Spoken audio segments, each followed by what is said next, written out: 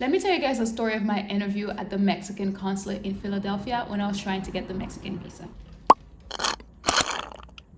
Okay, to start, I first got an appointment to the Arizona Phoenix consulate. When I got there, the appointment that I had made was not a visa appointment. I had made the appointment as though I was a Mexican resident, and it was the wrong type of appointment to make. So when I got there, I flew there. They were like, we don't have an appointment for you. We can't get you unless someone happens to cancel their actual visa appointment.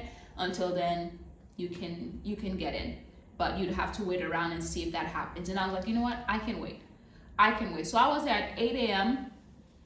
waiting, and they did not get me in until 12 something because someone happens to cancel or like they didn't show up, and the consulate came to get me. She was relatively really nice.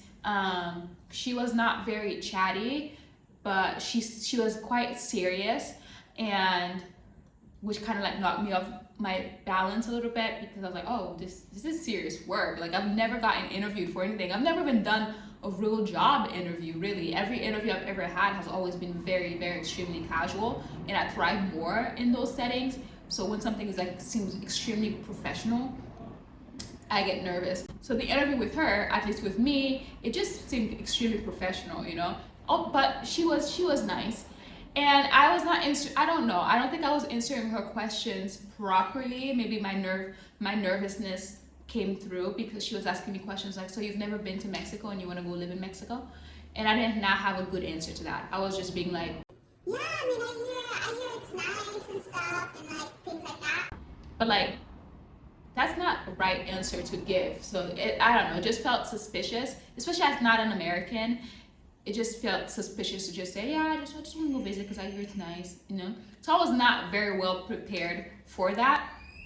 And then when they denied my application, I tried to ask for a reason why. I was like, hey, like, is there something I did wrong? Like, can you tell me why my application was denied? And the consulate was like, I don't know, they didn't tell me anything. Because once you get interviewed, the consulate interviews you, takes notes on your application, and then gives it to the council. She was like, the council didn't tell me why they denied your application. Like, she seemed like it was a secret, tight-lipped, there's nothing I could get out of this woman. So I walked out of there disappointed, and I was just like, why couldn't you just tell me what I did wrong so that I could like apply again? So now if I apply again to another state, am I gonna get denied because I don't know why I got denied here? And as I started thinking about it more, and I was like, I don't think I aced that interview, and I started thinking maybe it was just very suspicious that, you know, I've never been to Mexico and I'm gonna live there. So that was the main question that I owed to my downfall. That same night, I went back to my hotel room and emailed the Philly consulate. I emailed multiple. I emailed the Las Vegas consulate, I emailed the Philly consulate, I emailed the Boston consulate. Whoever got to me first and gave me the first appointment, that's what I was gonna go with. And Philly got to me within 24 hours. And they were like, send us your application. And I sent them my application, and then they were like, can you send us a travel document? And that travel document was gonna expire a week after the appointment at the Philly consulate. So I did not bring that travel document to the Phoenix consulate. So part of me is like, okay, maybe they did not approve my application because I also did not bring it to my application. That was the only thing I didn't bring at the Phoenix consulate. But they also didn't ask me for it. The consulate lady didn't even ask me for it. So I don't know when the consulate, when they were deliberating their decision, if they were like, oh, she doesn't have that, so therefore let's deny her. However, the consulate, during that interview at the Phoenix consulate, they did not ask me for a travel document at all. However, the person at the Philadelphia consulate in email, he was like, do you have a travel document? And thank God I did, even though it's gonna expire a week later. Thank God I did. So I included it in the application, and then he gave me an appointment for a week later. So a week later, maybe like 3 days later, so I flew to Philly, and now it is the morning of my appointment, and I'm feeling good. I'm feeling prepared. I'm feeling a little bit nervous, but overall, I'm feeling good. So it is ate something in Philly. I wake up, shower, put on some professional outfit on, and I'm feeling good. And I'm just like, I'm telling myself, Whitney, you're not gonna walk out of Philadelphia without this visa. Don't be nervous. You've done ample amount of research. You've like turned the internet upside down trying to like prepare for this interview, and you're gonna do great. So, but before that interview, I had a meeting with some what are those people called? Consultant of Panama, because I was also trying to get a digital nomad visa to Panama. And at this time, I'm like juggling multiple visa applications at once, and Panama was one of them. So an hour before my interview for Mexico, I was consulting with 2 Panama ladies to try to help me get a visa to Panama. And I was nearby the Mexican consulate at a coffee shop in like Capital One, like, you know, in this interview, in this trying to like understand the information that I needed for Panama and stuff like that. The interview ran a little bit over to the point where I had to rush to my Mexico appointment in order to make it on time. So I'm rushing through the streets of Philly, and then this guy who was homeless, he was like, can you bless me? Can you bless me? And I was like, I got you when I get back, because I don't have time right now. Because I didn't have time to dig into my purse to get money out. That's just time I wouldn't have, because I'm running late and I need to make it there on time. So I rush to a building, very conspicuous building, cannot find it. I walk in somewhere, they're like, nope, it's not it, it's next door. So I rush next door and I enter the building and I see a line of like Mexicans waiting to talk to the front desk, and I'm like, okay, this is not the line I'm supposed to be in, because there's only Mexicans in this line. Like, I'm in the visa line, which consists of foreigners, people who don't have visas to Mexico, people who are not native to Mexico. So I was telling myself, this is not the line I'm supposed to be in, go find the line. So I'm like skipping up the stairs to try to find the line I'm supposed to be in, or like the interview, because it is 9 on the dot right now. And I should have been in my seat waiting for my name to be called, not figuring out where I need to go. I go upstairs, absolutely nobody upstairs. It is dead upstairs. There's nobody. And as I'm going downstairs, again, trying to figure it out, this security guard is like, where are you going? And I was like, I'm just trying to find the visa line, blah, blah, blah. He was like, well, it's downstairs. And I was like, no, like, I'm the visa, that's what I'm trying to find. He's like, it's downstairs. Everybody goes through that line before they come up here. I was like, oh, okay. So I go down the line, and I was looking around. Like I said, it was just like straight up Mexican people. There's no foreigners in that line, which was very shocking and different, because the Phoenix consulate, it was straight up white people in the visa line. There was not a single person of color. It was just me. Everybody else was white. Okay? So I was like, wow, okay, is no white person, is no foreigner seeking a visa to Mexico today? Because why am I the only person in here in this line of like Mexicans? So I'm sitting in the back of the line and anxious, looking at the time. It is 9:05. And there's this family who's getting help in the front desk. In their case, I don't know, maybe it's a little lengthy because they're kind of there talking for a little bit. But I'm trying to calm down because it is my fault that I'm running a bit late. So it's not their fault. And there's so many people in front of me, like so many people in front of me. I'm like killing myself inside, you know? And then finally, the front desk guy finishes helping the family. And then he looks through the crowd and then he sees me. And he goes, oh, Whitney, is that you? And I was like, yeah, that's me. And I immediately started speaking Spanish, and he's like, come here. So I go up, and I had no idea how he knew my name. I had no time to think. I was like, okay, great, I'm going up there. So I skipped the line, sorry, going up, and I'm speaking Spanish to him. And as he's speaking English to me, I'm speaking Spanish, and it just started registering to him that I'm answering him back in Spanish. And then he's like, oh, you speak Spanish? And I was like, yeah, I do. He's like, happy about that. There's always cars passing by, so sorry for the noise. So yeah, happy about that. And it's like, I'm the one you've been emailing with. I was like, wait, what? He's like, yeah, I'm the one who's like set up the appointment for you. And I was like, oh, thank you. Well, nice meeting you, blah, blah. And I'm thinking that, you know, he's just a front desk guy, and I'm thanking him for setting the appointment. Like, please hurry up and check me in so that I can go upstairs where I need to be. He goes, yeah, like, I'm the consulate. I'm the one who issues the visas.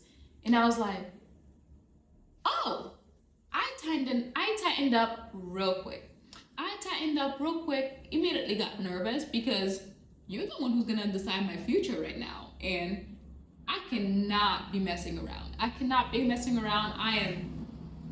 am locked in right now. And he starts telling me why he's working the front desk today. Like, I don't know, something happened. Like, not a lot of people couldn't come to work, so they're extremely understaffed. Like, he had to cancel a lot of visa appointments, and he was surprised that mine, that I was here. I'm like, well, nobody canceled mine. Like, I would have hated it if somebody canceled mine after I flew up here to the other side of the coast to come here. Nobody canceled my visa, so I was there. He was kind of surprised that I was there.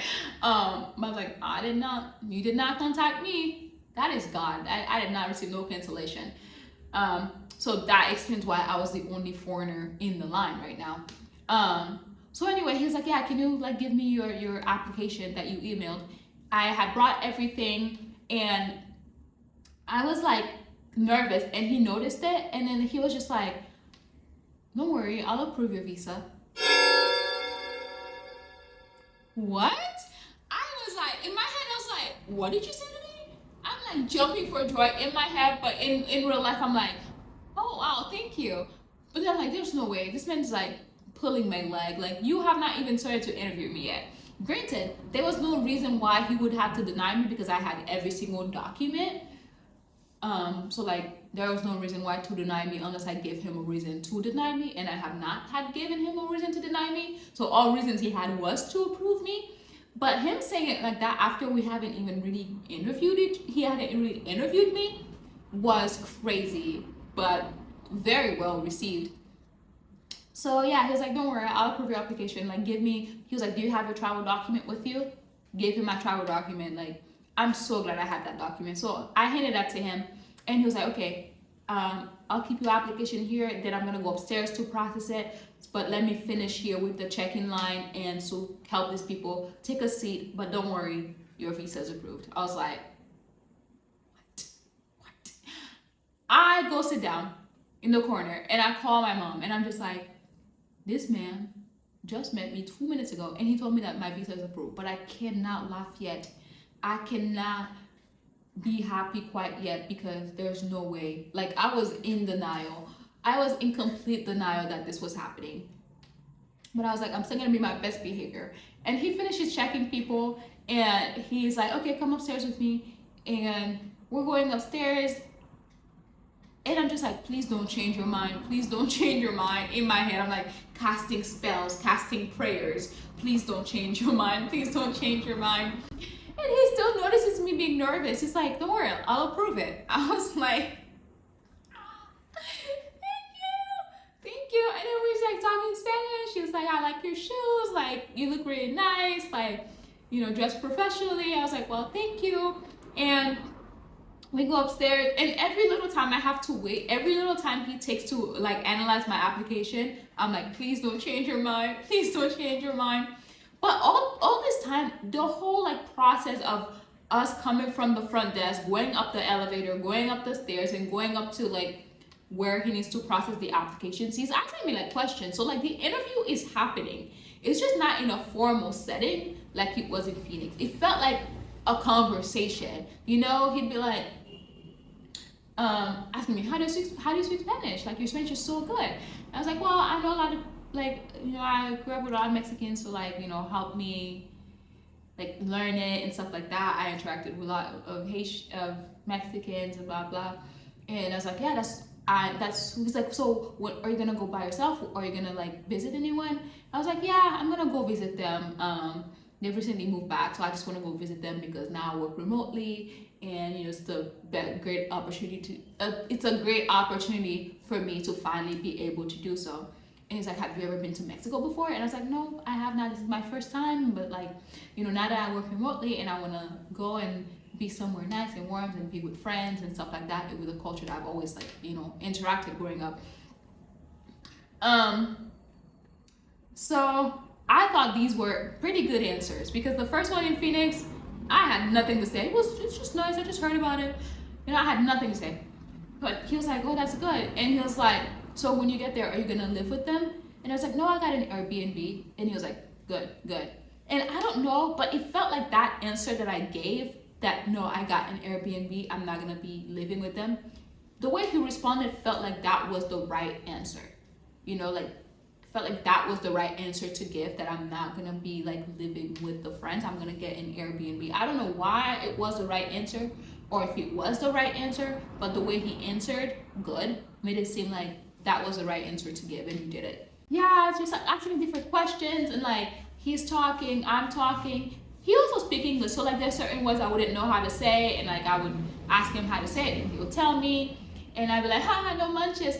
And then I said no munches, he just like lost it. He was like, what? Did you just say no munches? Like, I guess that solidified that I actually knew Mexican people or something, because he was really impressed by that. No munches just means no way. Like, he was really like taken aback by that. And I don't know how, if it's like a niche thing Mexicans say. I don't think it is. I don't know if it is, because, you know, I've heard that a lot. So it's like part of my vocabulary to say. But I think that really solidified it for him.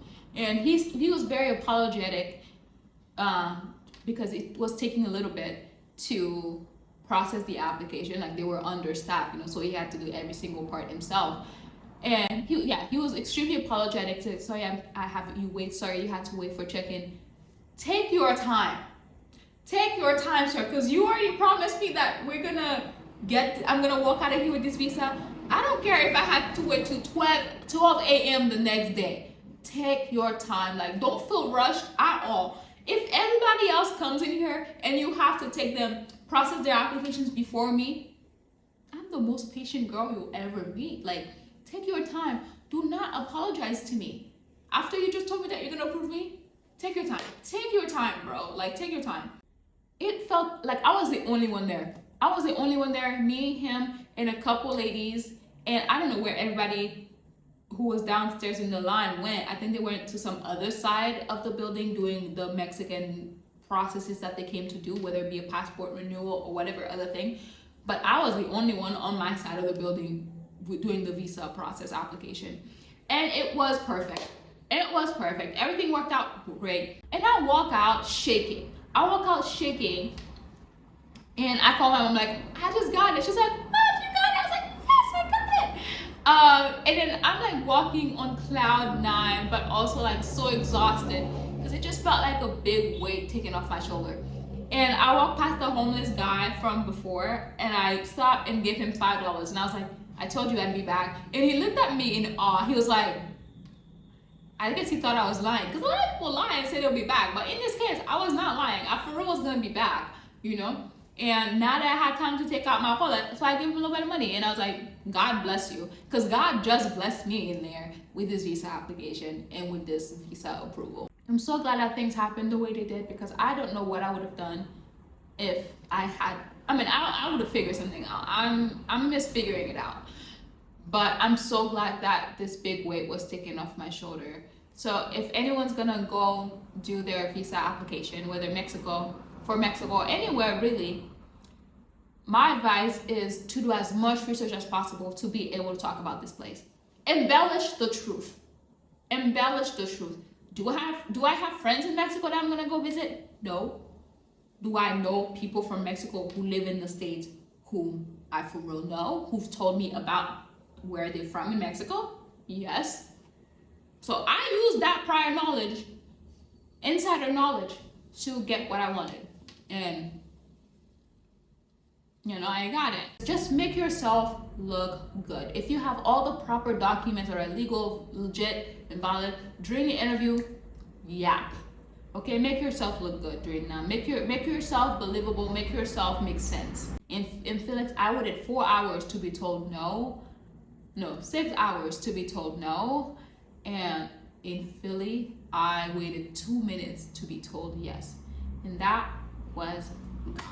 Anyway, yeah, like, subscribe, and turn your notifications on so you don't miss a new update about other stuff. So anyway, bye.